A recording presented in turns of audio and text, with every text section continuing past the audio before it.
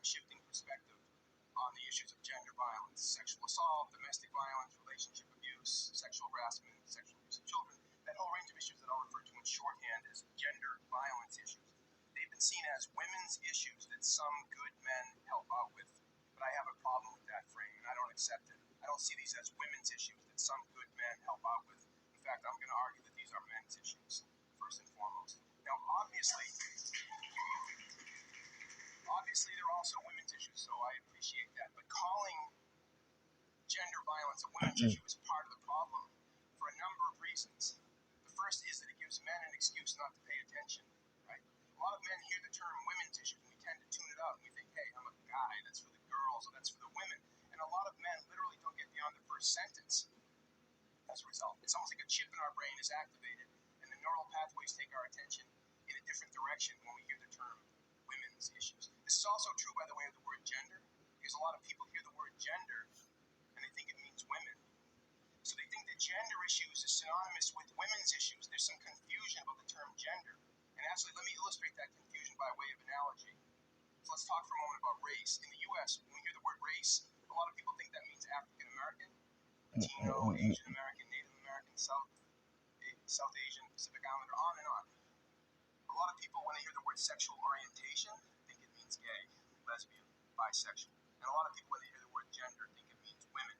In each case, the dominant group doesn't get paid attention to, right? As if white people don't have some sort of racial identity or belong to some racial category or construct.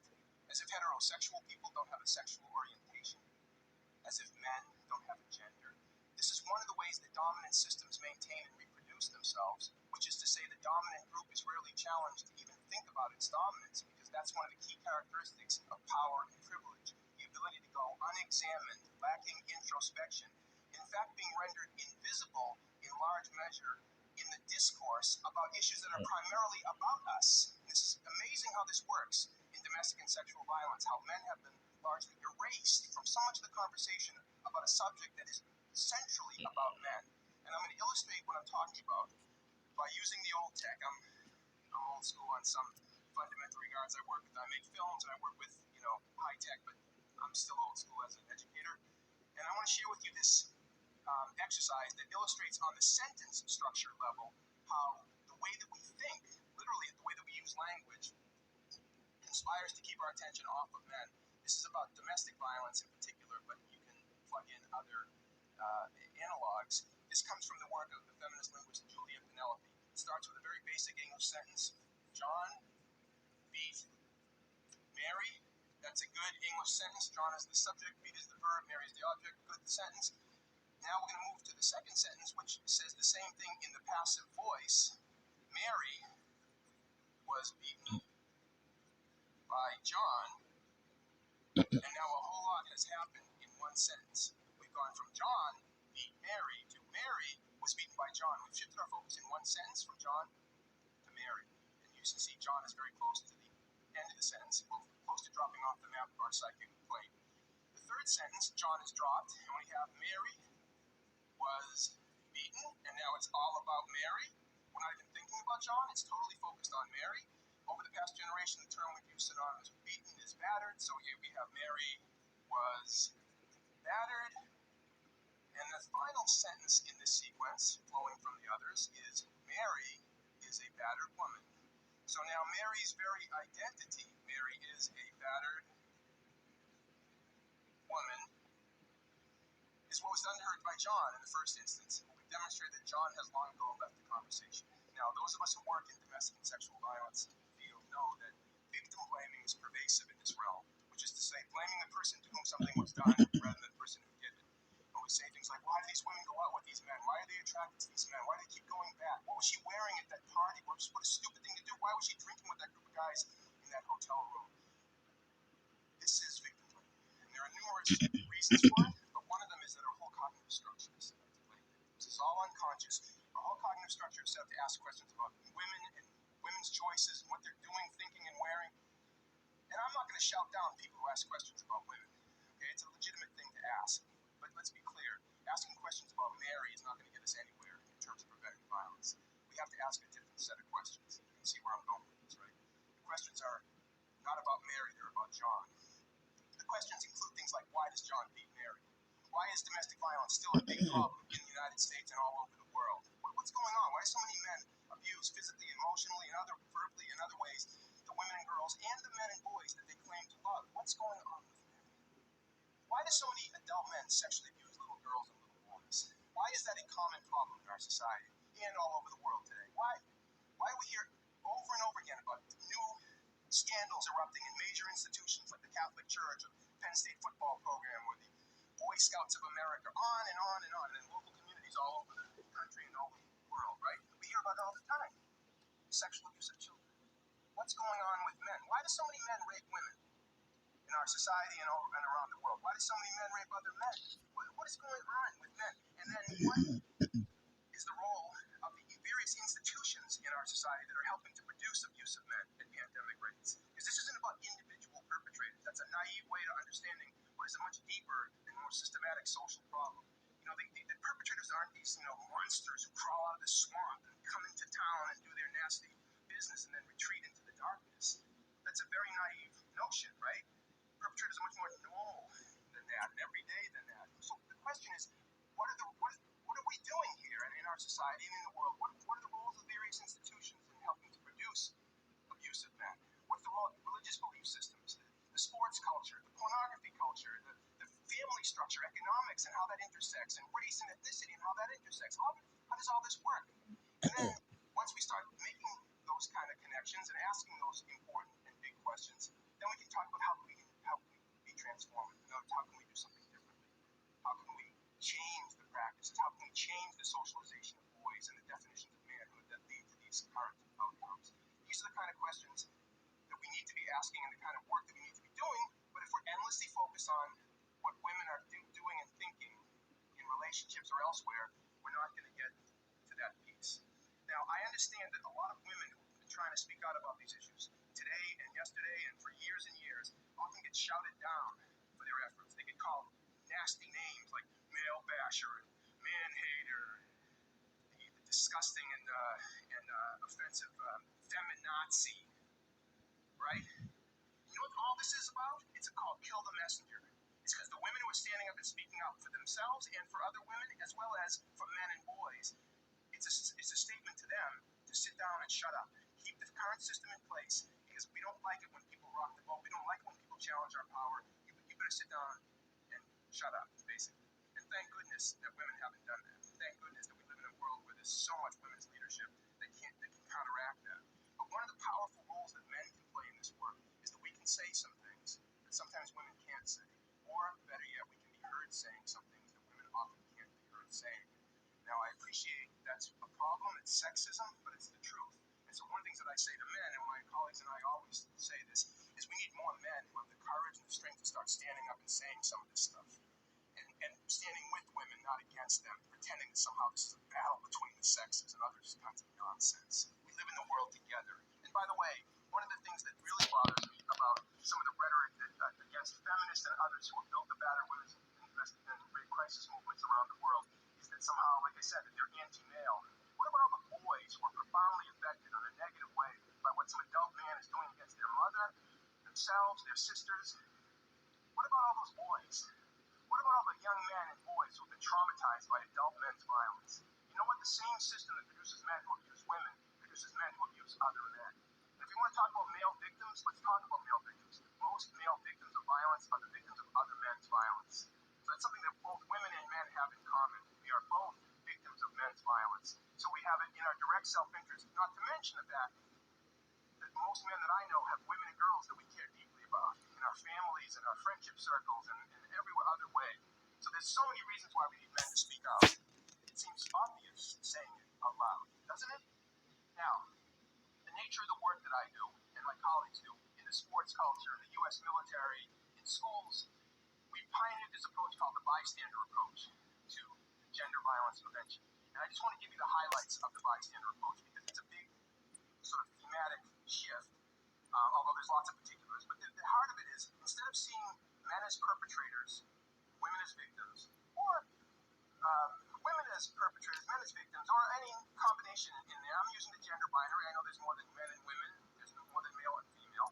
And there are women who are perpetrators victims, and of course there are men who are victims. There's a whole spectrum, but instead of seeing it in a binary fashion, we focus on all of us as what we call bystanders. And a bystander is defined as anybody who is not a perpetrator or a victim in a given situation. So in other words, friends, teammates, colleagues, co-workers, family members, those of us who are not directly involved in a dyad of abuse, but we are embedded in social, family, work, school, and other peer culture relationships with people who might be in that situation. What do we do? How do we speak up? How do we challenge our friends? How do we support our friends? But how do we not remain silent in the face of abuse? Now, when it comes to men and male culture, the goal is to get men who are not abusive to challenge men who are. And when I say abusive, I don't mean just men who are beating women. We're not just saying that a man whose friend is abusing his girlfriend needs to stop the guy at the moment of attack. I mean, that's a naive way of creating a social change. It's along a continuum we're trying to get men to interrupt each other.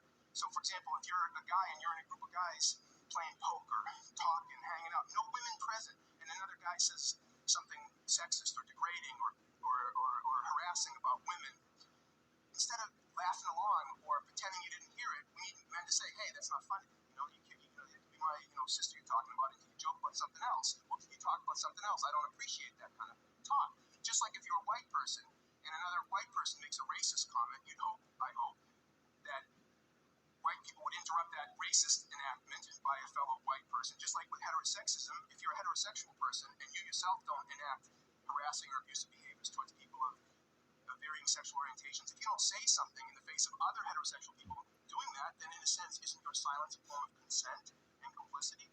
Well, the bystander approach is trying to give people tools to interrupt that process and to speak up and to create a peer culture climate where the abusive behavior will be seen as unacceptable, not just because it's illegal, but because it's wrong and unacceptable in the peer culture. And if we can get to the place where men who act out in sexist ways will lose status, young men and boys who act out in sexist and harassing ways towards girls and women, as well as towards other boys and men, will lose status as a result of it, guess what?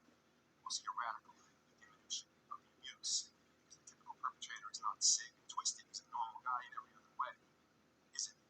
Now, among the many great things that Martin Luther King said in his short life was, in the end, what will hurt the most is not the words of our enemies, but the silence of our friends.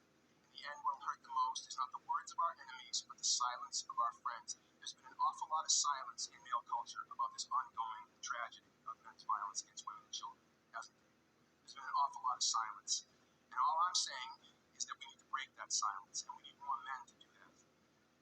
Now, it's easier said than done, because I'm saying it now, but I'm telling you, it's not easy in male culture for guys to challenge each other, which is one of the reasons why part of the paradigm shift that has to happen is not just understanding these issues as men's issues, but they're also leadership issues for men. Because ultimately, the responsibility for taking a stand on these issues should not fall on the shoulder of little boys or teenage boys in high school or college men. It should be on adult men with power. Adult men with power are the ones we need to be holding accountable for being leaders on these issues. Because when somebody speaks up in a peer culture and challenges and interrupts, he or she is being a leader, really, right? But on a big scale, we need more adult men with power to start prioritizing these issues.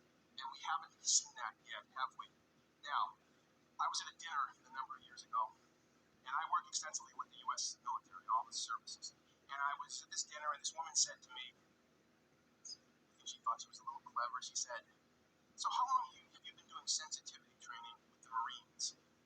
And I said, with all due respect, I don't do sensitivity training with the Marines. I run a leadership program in the Marine Corps. Now, I know it's a bit pompous, my response, but it's an important distinction, because I don't believe that what we need is sensitivity training. We need leadership training. Because, for example, when a professional coach or manager of a baseball team or football team, and I work extensively in that realm as well, makes a sexist comment, makes a homophobic statement, makes a racist comment, there'll be discussions on the sports blogs and in sports talk radio, and some people say, well, he needs sensitivity training, and other people say, well, get off it, that's political correctness, run amok, and he made a stupid statement, move on. My argument is he doesn't need sensitivity training, he needs leadership training, because he's being a bad leader. Because in a society with gender diversity and sexual diversity and racial and ethnic diversity, you make those kind of comments, you're failing at your leadership. If we can make this point that I'm making to powerful men and women in our society at all levels of institutional authority and power, it's going to change. It's going to change the paradigm of people's thinking. You know, for example, I work a lot in college and university athletics throughout North America, right? We know so much about how to prevent domestic and sexual violence, right? There's no excuse for a college or university to not have domestic and sexual violence prevention training mandated for all student athletes, coaches, and administrators as part of their educational process. We know enough to know that we can easily do that, but you know what's missing? The leadership. But it's not the leadership of student athletes, it's the leadership of the athletic director, the president of the university, the people in charge who make decisions about resources, who make decisions about priorities in the institutional settings, right? That's a failure in most cases of men's leadership. Look at Penn State. Penn State is the mother of all teachable moments for the bystander approach. You had so many situations in that realm where men in powerful positions failed to act to protect children, in this case boys. It's unbelievable, really. But when you get into it, you realize there are pressures on men. There are constraints within peer cultures on men, which is why we need to encourage men to break through those pressures. And one of the ways to do that is to say there's an awful lot of men who care deeply about these issues. I know this. I work with men, and I've been working with tens of thousands, hundreds of thousands of men for many, many decades now. It's scary when you think about it, how many years. But there's so many men who care deeply about these issues, but caring deeply is not enough. We need more men with the guts, with the courage, with the strength, with the moral integrity to break our complicit silence and challenge each other and stand with women, not against them. By the way, we owe it to women. There's no question about it. But we also owe it to our sons. We also owe it to young men who are growing up all over the world in situations where they didn't make the choice to be a man in a culture that tells them that manhood is a certain way. They didn't make the choice. We, though, that have a choice, have an opportunity and a responsibility to them as well. I hope that going forward, men and women working together can begin the change and the transformation that will happen so that future generations won't have the level of tragedy that we deal with on a daily basis. I know we can do it. We can do better. Thank you very much.